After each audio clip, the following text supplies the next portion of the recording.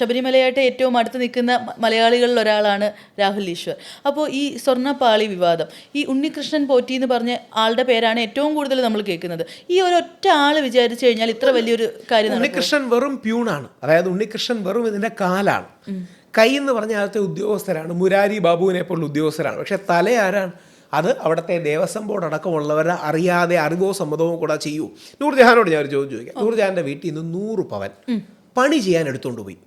ഒരാൾ വന്ന് പണി ചെയ്യാൻ എടുത്തുകൊണ്ട് പോയി, ഡ്രൈവറിനെ കൊടുത്തു വിട്ടു. 39 ദിവസമായിട്ടും അത് പണിക്കാരുടെ കയ്യിൽ എത്തിയില്ലെങ്കിൽ നൂർജഹാൻ വിളിച്ചു ചോദിക്കൂലേ? ഉറപ്പായിട്ടും ചോദിക്കും. പക്ഷേ ദേവസ്വം ബോർഡ് ചോദിച്ചില്ല.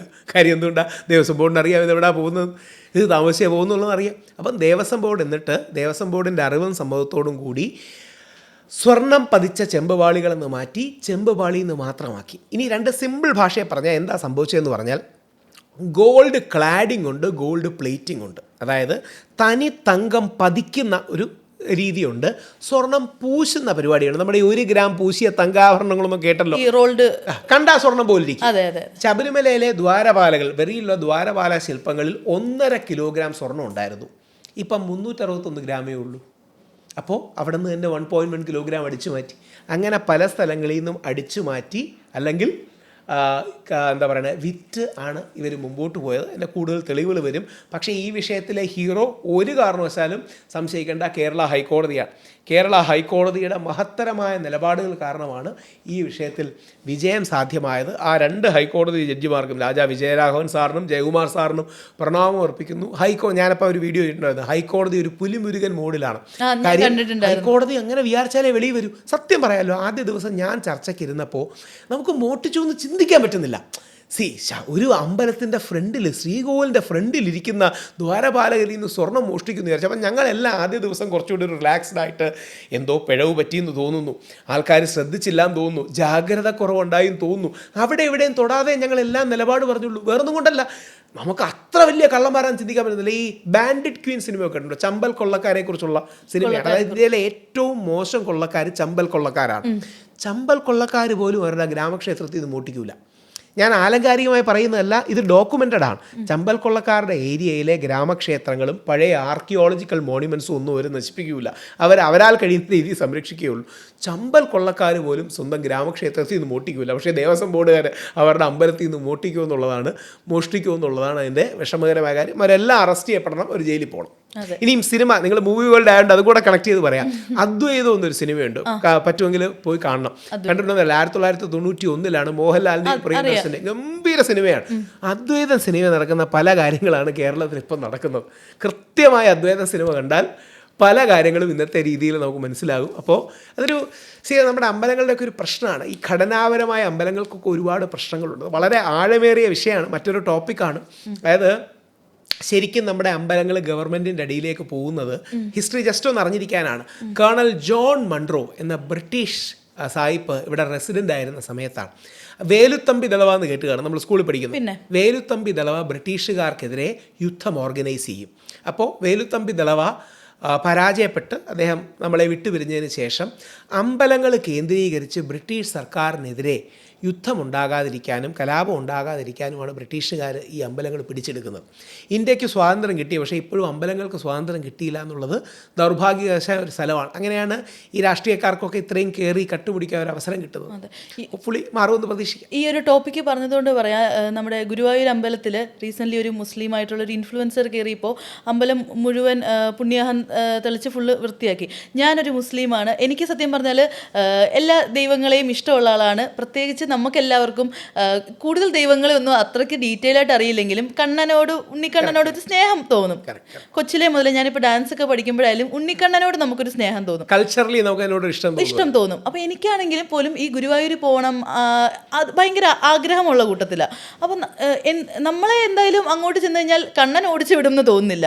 അപ്പോൾ എന്തുകൊണ്ടാണ് ഈ ഒരു കാര്യം? ചില കാര്യങ്ങളിൽ എന്താ പ്രശ്നം എന്ന് പറഞ്ഞാലേ, എല്ലാ അമ്പലങ്ങൾക്കും അതിൻ്റെ ആചാരാനുഷ്ഠാനങ്ങളും രീതികളും ഉണ്ട്, നമ്മൾ ആദരിക്കണം. എന്നാൽ ശബരിമല പോലെ പല കാര്യങ്ങളിലും നമ്മൾ ഇൻക്ലൂസീവ് ആകണം. അപ്പം ശബരിമലയിൽ ഹിന്ദു, ക്രിസ്ത്യൻ, മുസ്ലിം എല്ലാവർക്കും പ്രവേശനം ഉണ്ടെന്ന് മാത്രമല്ല, ഉള്ളിലൊരു ഇസ്ലാമിക പ്രതിഷ്ഠയുണ്ട്. അതായത് ശബരിമലയ്ക്കുള്ളിലൊരു വാവര് നടയുണ്ട്.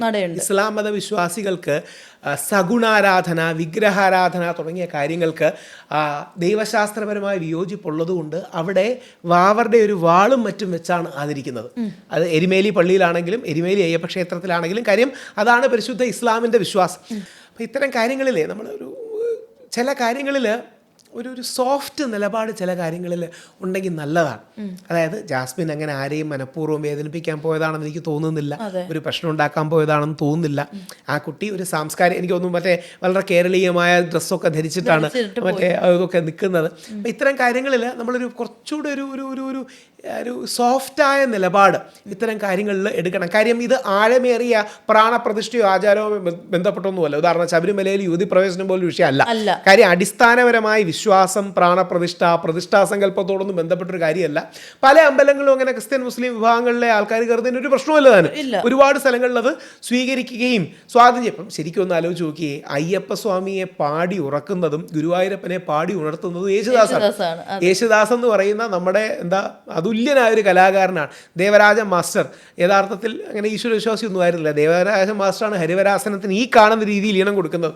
പണ്ടേ കുളത്തൂർ അയ്യരും പണ്ട് കോന്നകത്ത് ജാനകിയമ്മയൊക്കെയാണ് അതിനെ ആദ്യം ക്രോഡീകരിച്ചത്. പക്ഷേ ഈ രീതിയിൽ കൊടുക്കുന്നത് യേശുദാസാണ്. നമ്മുടെ കലാമണ്ഡലത്തിലെ ഏറ്റവും വലിയ കലാകാരന്മാരിലൊന്ന് കലാമണ്ഡലം ഹൈദരലി ആയിരുന്നു. അങ്ങനെ എല്ലാവരും അങ്ങോട്ടും ഇങ്ങോട്ടും പരസ്പരം പഠിക്കുകയും മറ്റും ചെയ്യുന്നത് ഒരു വലിയ സെലിബ്രേഷനാണ്. അപ്പം ആ രീതിയിൽ ഈ ബഹുസ്വരതയുടെ ഇടം, നമ്മുടെ വിശ്വാസങ്ങളിൽ വെള്ളം ചേർക്കാതെ ബഹുസ്വരതയുടെ ഇടം കണ്ടെത്താൻ കഴിയുമെങ്കിൽ അത് വലിയൊരു കാര്യമാണ്. ഞാൻ കഴിഞ്ഞ വർഷം വാവരുപള്ളിയിലെ, അതായത് എരുമേലി വാവരുപള്ളിയിലെ ഗസ്റ്റ് ഞാനായിരുന്നു. അവരുടെ ഒരു ചന്ദനക്കുളം മഹോത്സവമുണ്ട്. നമ്മളവിടെ വെച്ചെന്ന് വളരെ ആദരവോടുകൂടിയാണ് അവിടുത്തെ മൗലവിമാർ നമ്മുടെ തലയിൽ മറ്റേ ഭസ്മം തൊട്ട് തരും. നമ്മളവിടെ തൊഴുതിട്ട് വണങ്ങിയിട്ടാണ് പോകുന്നത്. അതിൻ്റെ ആ വണങ്ങുന്നു എന്ന് പറഞ്ഞാൽ അയ്യപ്പനെ ചരിത്രത്തിൽ സഹായിച്ചത് വാവരാണ്. അതുകൊണ്ട് അതിൻ്റെ ഫ്രണ്ടിൽ പേട്ട തുള്ളുകയൊക്കെ ചെയ്യും. പേട്ട തുള്ളുന്നു, വാവരോടൊപ്പം പോകുന്നു.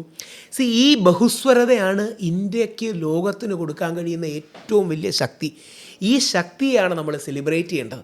ഇനി അതിനെ അയ്യപ്പൻ വാവർ വെളുത്താന്ന് വിളിക്കാം, Mahatma Gandhi, Maulana Abul Kalam Azad, Charles Freer Andrews എന്ന് വിളിക്കാം, എന്ത് പേര് വിളിച്ചാലും കുഴപ്പമില്ല. ഈ പേരിലെ ആൾക്കാർ പ്രശ്നമുള്ളൂ. ഞാൻ ഈ കമ്മ്യൂണിസ്റ്റുകാരുടെ വേദിയിൽ പോകുമ്പോൾ അവർ പറയും മതസൗഹാർദ്ദം എന്നല്ല അതിനെ വിളിക്കേണ്ടത്, മതേതരത്വം എന്നാണ്. ഞാൻ പറഞ്ഞു നിങ്ങളെങ്ങനെ വിളിച്ചാൽ മതി. കോൺഗ്രസിൻ്റെ വേദിയിൽ പോകുമ്പോൾ അവർ പറയും മതസൗഹാർദ്ദം എന്ന്, BJPയുടെ വേദിയിൽ പോകുമ്പോൾ അവർ പറയും ബഹുസ്വരതയും ആർഷഭാരത സംസ്കാരവും എന്ന്. എന്ത് പേര് വിളിച്ചാൽ എന്താ, അടിസ്ഥാനം ഒന്നേ ഉള്ളൂ, പരസ്പരം വിദ്വേഷം പാടില്ല, പരസ്പരം സൗഹാർദ്ദവും സാഹോദര്യവും ഉണ്ടാകണം. അപ്പം ഞാൻ അറിയാമെന്നറിയില്ല, എൻ്റെ വീട്ടിലാണ് ഇന്ത്യയിലെ ഒരുപക്ഷെ ഏറ്റവും വലിയ ജീസസ് ക്രൈസ്റ്റിൻ്റെ ഫേസ് വാൾ പെയിൻറ്റിങ്.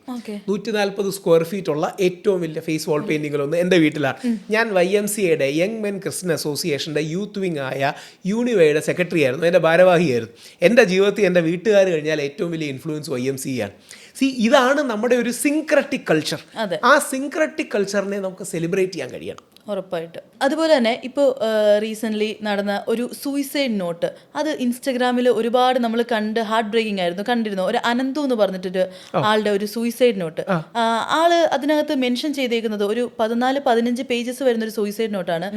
അയാളുടെ ചെറുപ്പത്തിൽ ഷാഖയിൽ പോയിട്ട് അദ്ദേഹത്തിന് അവിടുന്ന് ഒരുപാട് സെക്ഷുവൽ അബ്യൂസിങ് ഉണ്ടായി. ആളുകളുടെ പേര് അയാൾ മെൻഷൻ ചെയ്തിട്ടുണ്ടായിരുന്നു. ദെൻ ഒരു ലോങ് വീഡിയോ വന്നിട്ടുണ്ടായിരുന്നു. ആ ചൈൽഡ്ഹുഡ് ട്രോമയെ ആൻഡ് അയാൾ ലൈക്ക് സൂയിസൈഡ് ചെയ്തു. ആ ഒരു പോസ്റ്റ് കണ്ടു ഞാൻ കണ്ടിരുന്നു. അല്ല അതൊരു വ്യാപകമായ സംഭവമൊന്നും അല്ല, ഒറ്റപ്പെട്ട സംഭവമാണ്. അങ്ങനെ ആണെങ്കിൽ പോലും RSSലെ ആൾക്കാർ അത് അഡ്രസ്സ് ചെയ്യണം. അത് വെച്ച് RSSലെ എല്ലാ ശാഖയും മോശമെന്ന് പറയുന്നതിൽ അർത്ഥമില്ല. പക്ഷേ 10,000-ലോ ലക്ഷത്തിലോ ഒന്നാണെങ്കിൽ പോലും അത് അഡ്രസ്സ് ചെയ്യണം. എല്ലാ സ്ഥലങ്ങളിലും അങ്ങനെ പല സ്ഥലങ്ങളിലും അങ്ങനെ പീഡനമോ അല്ലെങ്കിൽ സ്ത്രീ പീഡനം, ഈ കുട്ടികളോടുള്ള അട്രോസിറ്റി തുടങ്ങിയ കാര്യങ്ങൾ അങ്ങനെ ഇത് ആൾക്കാരുടെ തെറ്റാണ്. അതായത് RSS ബേസിക്കലി ഇത്തരം കാര്യങ്ങളോടൊരു ഡിസിപ്ലിൻ ഇൻസ്റ്റിൽ ചെയ്യാനാണ് നോക്കുന്നത്. അപ്പോൾ അത് ഏതെങ്കിലും ഒരാൾ തെറ്റ് ചെയ്തിട്ടുണ്ടെങ്കിൽ തീർച്ചയായിട്ടും അവർ ശിക്ഷിക്കപ്പെടണം. അത് ഏത് സംഘടനയാണെങ്കിലും തീർച്ചയായും. ഞാനത് വായിച്ചിരുന്നു, വളരെ ഹൃദയഭേദകമായിരുന്നു. വർഷങ്ങളോളം ട്രോമ അദ്ദേഹം അനുഭവിച്ചു തുടങ്ങിയ കാര്യങ്ങൾ പറയുന്നത്. എനിക്ക് എന്തോ കേസോ എടുത്തു എന്ന് തോന്നുന്നു, അവർക്കെതിരെ എന്തോ കേസോ കാര്യങ്ങളോ എന്തോ എടുത്തു എന്ന്. തീർച്ചയായിട്ടും അത് വേദനാജനകം തന്നെയാണ്, സംശയമൊന്നുമില്ല. അപ്പോൾ അത്തരം കാര്യങ്ങൾ അഡ്രസ്സ് ചെയ്യപ്പെടണം. അപ്പോൾ RSSനോട് എനിക്കുള്ള ഐഡിയോളജിക്കൽ എതിർപ്പ് അവർക്ക് ക്രിസ്ത്യൻ സമൂഹങ്ങളുള്ള നിലപാടാണ്. ഇതല്ല. ഇത് വൺ ഓഫ് ആയിട്ട് ഒരു വ്യക്തിക്ക് പറ്റിയ തെറ്റായിരിക്കണം. പക്ഷേ മറുഭാഗത്ത് RSSന് ഘടനാപരമായി തന്നെ അവരുടെ ഇടയിൽ വളർന്നു വരുന്ന ഇസ്ലാമോഫോബിയെ പ്രതിരോധിക്കുന്നില്ല എന്നുള്ളതാണ് എൻ്റെ വിമർശനം. ഉദാഹരണം അറിയാമെന്നറിയില്ല, RSSന് ഒരു ക്രിസ്ത്യൻ മുസ്ലിം സംഘടനയുണ്ട്. അതിൻ്റെ പേര് മുസ്ലിം രാഷ്ട്രീയ മഞ്ച് എന്നാണ്. ക്രിസ്ത്യാനികൾക്ക് വേണ്ടി ഒരു സംഘടനയുണ്ട്, അതിൻ്റെ പേര് ഈസായി എന്ന് പറഞ്ഞാൽ ഹിന്ദിയിൽ ക്രിസ്ത്യൻ രാഷ്ട്രീയ മഞ്ച് എന്നാണ് പേര്. ഇതിനെ വേണ്ട രീതിയിൽ RSS വളർത്തിയെടുക്കുന്നില്ല എന്നൊരു വിമർശനം എനിക്കുള്ളത്. അതുകൊണ്ട് ഈ വിഷയങ്ങളിലല്ല, ഘടനാപരമായി നമ്മുടെ ബഹുസ്വരതയും നമ്മുടെ മതസൗഹാർദ്ദവും ഉയർത്തിപ്പിടിക്കുന്നതിൽ RSS വേണ്ട രീതിയിൽ വിജയിക്കുന്നില്ല എന്ന് മാത്രമല്ല, അവരുടെ താഴെ തട്ടിലേക്കുള്ള അവരോട് ബന്ധപ്പെട്ട് നിൽക്കുന്നവരാണ് ഏറ്റവും വൃത്തികെട്ട ചീപ്പായ മുസ്ലിം വിരോധവും ക്രിസ്ത്യൻ വിരോധവും പറയുന്നത്. അപ്പം അങ്ങനെ അതിനെ വേണ്ട രീതി ഇവർക്ക് തടയാൻ കഴിയുന്നില്ല എന്നുള്ളതാണ് ഞാൻ കാണുന്ന ഗൗരവപരമായ വിമർശനം.